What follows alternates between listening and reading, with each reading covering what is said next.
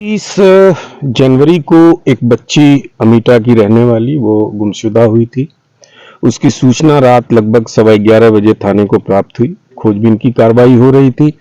30 तारीख को उसके गांव के रास्ते पर उस बच्ची का शव मिलने की सूचना प्राप्त हुई। पिता के तहरीर पर सम्यक धाराओं में अभियोग पंजीकृत किया गया। क्योंकि यह घटना महिला अपराध से संबंधित था, इसे गंभीरता से लेते हुए 7 टीमें गठित कर इसके अनावरण का प्रयास किया जा रहा था, जिसमें सीसीटीवी, धरातली सूचनाओं को डेवलप किया गया। तो ये जानकारी प्राप्त हुई कि बच्ची 8 तक 5:45 तक पहुंची थी। उसके बाद टेम्पो से वहां से मूव की है, उस पर कंसंट्रेट किया गया। उस टेम्पो चालक को ट्रेस किया गया जिस पर वो बैठकर गई थी। तो ये जानकारी हुई कि एक व्यक्ति उस टेम्पो में बैठा हुआ था। जहां ये बच्ची अपने गांव के रास्ते पर उतरी, वहां वो भी उतरा। उतरने के बाद वो उसके पीछे गया था।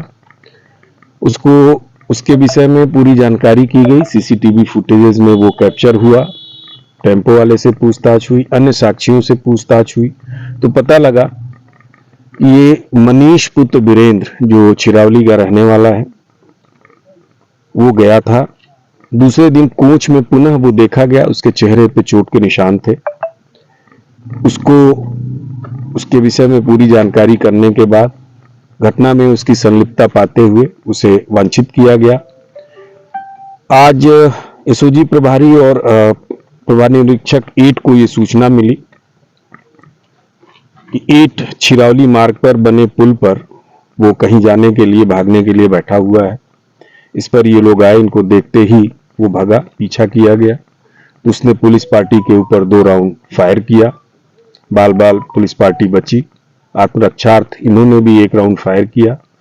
गोली उसके पैर में लगी और उसको हॉस्पिटल रवाना किया गया है। प्रारंभिक पूछताछ में उसने बिल्कुल वही घटना बताई जो टेम्पो वाले और वहां के चक्षुदर्शियों ने कहा था।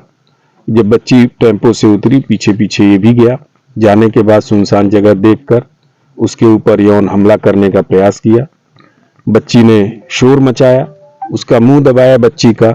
उस दौरान उसकी मृत्यु हो गई और उसके डेड बॉडी को नीचे खंती में पानी में डाल दिया और वहां से फरार हो गया। अब चूंकि घायल था, अभी विस्तृत पूछताछ संभव नहीं थी। अब डॉक्टर से अनुमति प्राप्त कर विस्तृत पूछताछ की जाएगी। प्रत्येक पहलुओं पर इसमें विवेचना की जाएगी और साइंटिफिक एविडेंसेस हम लोग इकट्ठा करेंगे ताकि कड़ी से कड़ी सजा दिलाई जा सके।